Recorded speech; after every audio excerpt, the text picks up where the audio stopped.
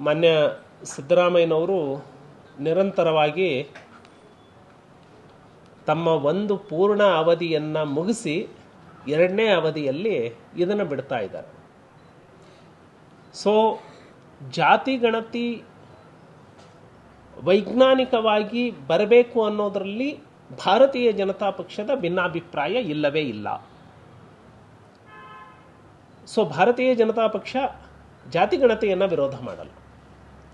ಆದರೆ ಮಾನ್ಯ ಸಿದ್ದರಾಮಯ್ಯನವರು ಅವರ ಕುರ್ಚಿಗೆ ಆತಂಕ ಬಂದಾಗೆಲ್ಲ ಈ ಜಾತಿ ಗಣತಿಯನ್ನು ತರುವಂಥದ್ದು, 3 ಜನ DCMಗಳನ್ನು ಮಾಡ್ತೀನಿ ಅನ್ನುವಂಥದ್ದು, ಈ ಥರ ಈ ಸರ್ಕಾರದ ಮೇಲೆ ಭ್ರಷ್ಟಾಚಾರದ ಆರೋಪಗಳು ಬಂದಾಗೆಲ್ಲ ಜನರ ಗಮನವನ್ನು ಬೇರೆ ಕಡೆ ಸೆಳೆಯೋದಕ್ಕೆ ಇಂತಿಂತಹ ತಂತ್ರಗಾರಿಕೆಯನ್ನು ಮಾಡುವಂಥದ್ದು.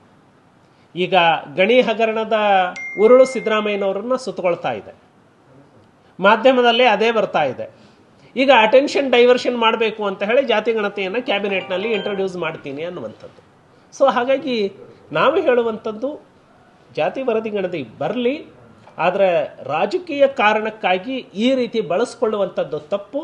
ವಸ್ತುನಿಷ್ಠವಾದಂತಹ ಜಾತಿ ಗಣತಿಯ ವರದಿ ಬರಬೇಕು ಅಂತ ಹೇಳಿ ನಾನು ಒತ್ತಾಯ ಮಾಡ್ತೇನೆ.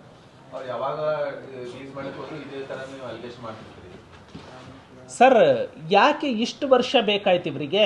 ಸಿದ್ದರಾಮಯ್ಯನವರು ನಾನು ಬಿಡುಗಡೆ ಮಾಡ್ತೀನಿ ಅಂತ ಹೇಳೋದು ಎಷ್ಟನೇ ವರ್ಷ ಇದು? ನನ್ನ ಸಿದ್ದರಾಮಯ್ಯನವ್ರಿಗೆ ನನ್ನ ಪ್ರಶ್ನೆ ಇಷ್ಟೇ, ಇದಾದರೂ ಕೊನೆಯದಾಗತ್ತಾ? ಮತ್ತೆ ಮುಂದಿನ ಪತ್ರಿಕಾಗೋಷ್ಠಿಯಲ್ಲಿ ಪತ್ರಕರ್ತರು ಇದೇ ಪ್ರಶ್ನೆಯನ್ನು ಕೇಳ್ತಾರೆ, ನೀವು ನೋಡ್ಕೊಳ್ಳಿ.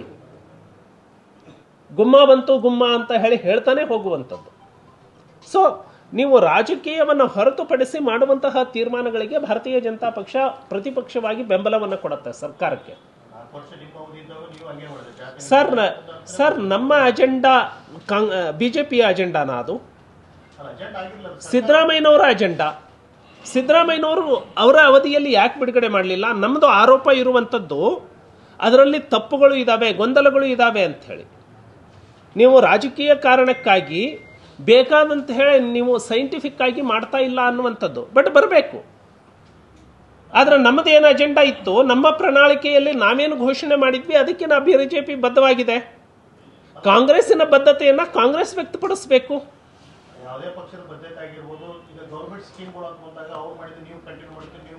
ಅಲ್ಲ, ಅವ್ರು ಕಂಟಿನ್ಯೂ ಮಾಡಲಿಲ್ಲ.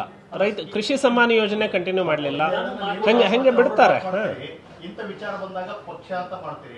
ಇಲ್ಲ ಇಲ್ಲ ಇಲ್ಲ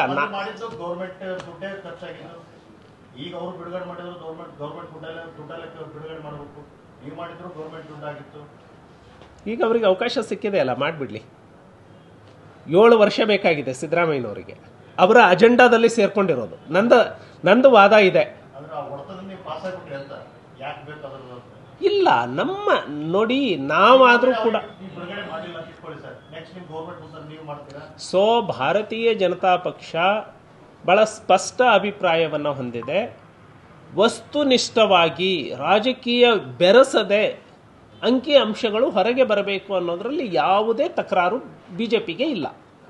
ಅದಕ್ಕೆ ಬಿಜೆಪಿ ಬದ್ಧವಾಗಿದೆ.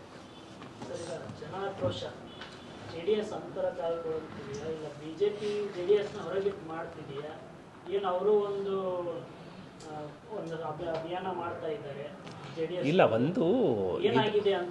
ಇದು ನೋಡಿ, ನಮ್ಮಲ್ಲಿ ಸಂಘಟನಾ ಪರ್ವ ಪ್ರಾರಂಭ ಆಗಿದೆ.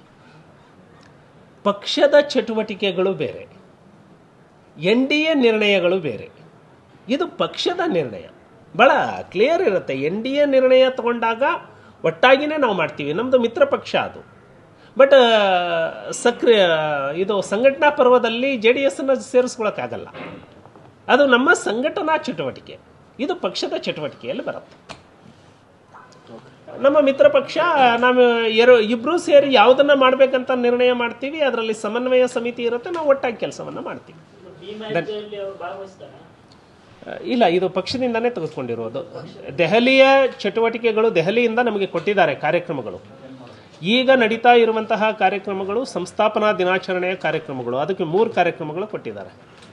ಒಂದು ಬೂತ್ನಲ್ಲಿ ಮಾಡುವಂಥದ್ದು, ಇನ್ನೊಂದು ಸಕ್ರಿಯ ಕಾರ್ಯಕರ್ತರು, ಇನ್ನೊಂದು ಸಮಾವೇಶ ವರ್ಕ್ಶಾಪ್ ಅಂತ ಹೇಳಿ. ಅದೇ ರೀತಿ ಏಪ್ರಿಲ್ 14ರಿಂದ ಏಪ್ರಿಲ್ 25ರವರೆಗೆ ನಮ್ಮ ಸಂಘಟನಾ ಚಟುವಟಿಕೆಗಳು ಇದು ಅಂಬೇಡ್ಕರ್ ಜಯಂತಿಯ ಸಾಪ್ತಾಹಿಕ ಚಟುವಟಿಕೆಗಳು ಕೊಟ್ಟಿದ್ದಾರೆ. ಅದರಲ್ಲಿ 25ರವರೆಗೆ ನಾವು ಯಾಕೆ ನಿರ್ಣಯ ಮಾಡಿದ್ದೀವಿ ಅಂದರೆ, ಡಾಕ್ಟರ್ ಬಾಬಾ ಸಾಹೇಬ್ ಅಂಬೇಡ್ಕರ್ ಅವರು ಏಪ್ರಿಲ್ 25, 1948ನೇ ಇಸ್ವಿಯಲ್ಲಿ ಐತಿಹಾಸಿಕ ಹೇಳಿಕೆಯನ್ನು ಮಾಡ್ತಾರೆ ಇಡೀ ದೇಶದ ದಲಿತರನ್ನ ಕುರಿತು.